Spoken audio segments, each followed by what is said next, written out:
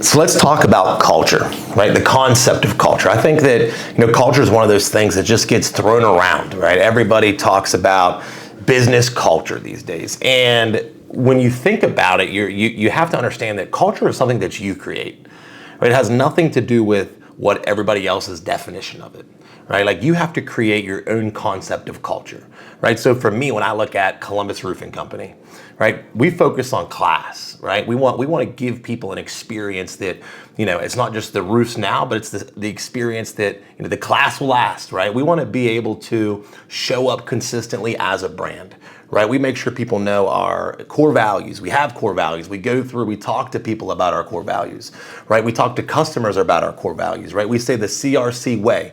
That means showing up confident, reliable, and consistent, right? You have little acronyms inside of your culture so that it becomes the structure for people to come back to, right? So often I think when we think of culture, we just think of a band of brothers kind of running together. And although, that is true, but the only way to really get people to get to that level is to be able to have systems that help to create the culture, right? So for us, another thing is I think you want to focus on apparel, right? I see so many companies out there that, everyone walking around looking like a bag of Skittles, right? There's no consistency in them. So if you look at some of the most consistent brands out there, you look at UPS, you look at FedEx, you look at Amazon, you look at DHL, right? All of these businesses, what's one of the things that you notice with all of them? They all have uniform, right? It's not a man in a different shirt every time in a pair of blue jeans walking up to drop a box off on your front steps,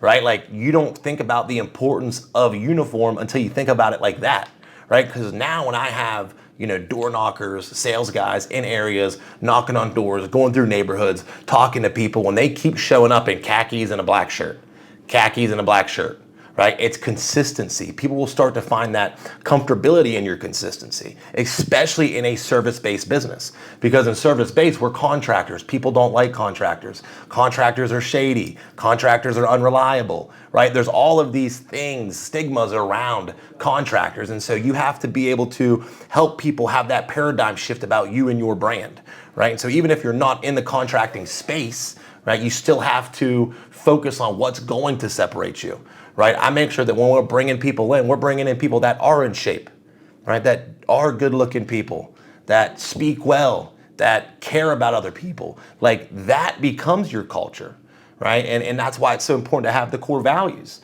right? For us, we say it's positive, integrity, solution driven, solution oriented, driven, and direct. Like all of those 5 things start to build that culture. And what I have noticed, right, is that too often owners are looking for the outside for people to give them answers on how to create culture or how to create core values.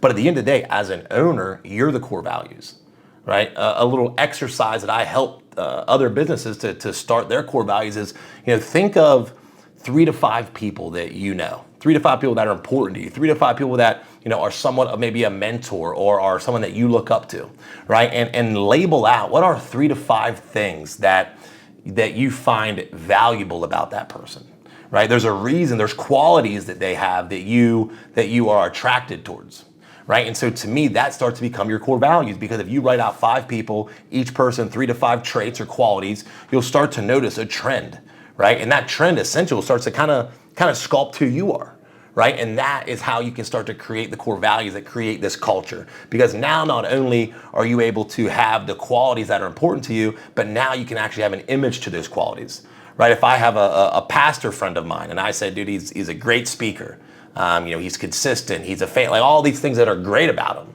right? Well, now my people can look at him and they know what what exemplifies that quality, right? And so, because too often if we don't give them not only an explanation, but a perception of the quality, now it's going to be hard for them to go out and act it. How do you act positive? How do you act integrity, right? And so when you can put a person to it, I think it'll start to give clarity to not only you, but all of your people as well. And so as you're creating your culture, it's very important to understand what are the things that are most important to you, what are the things that can separate you in a noisy marketplace, and what are the things that are going to make you stand out, right? That's going to be the thing that you possess, the thing that only your company has.